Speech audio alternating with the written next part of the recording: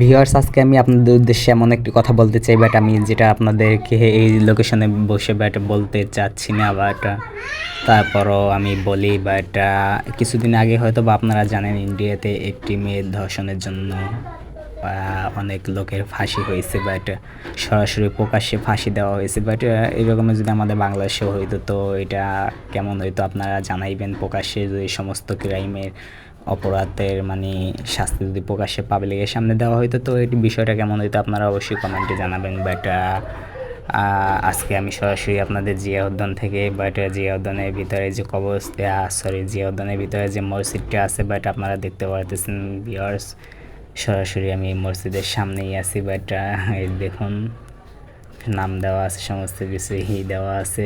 But তো আজকে আমি আপনাদেরকে এমন একটি লোকেশন দেখাচ্ছি, যেই লোকেশনটি আপনারা হয়তো বা অনেক লোকে আসছেন এখানে ঘুরতে এবং অনেকে আসেন নাই।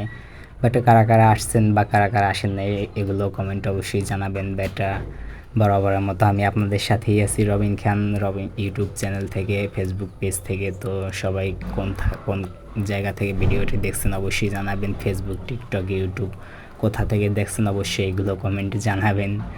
বাট তো সবাই ভালো থাকবেন, সুস্থ থাকবেন এবং আপনারা আমার জন্য দোয়া করবেন, আমি আপনাদের জন্য ভালো ভালো ভিডিও দিতে পারি, ভালো ভালো কিছু উপহার দিতে পারি। তো এই বলে আমি আজকে ভিডিওটি এখানেই শেষ করছি জিয়া উদ্যান থেকে। তো সবাই ভালো থাকবেন, সুস্থ থাকবেন। আল্লাহ হাফেজ।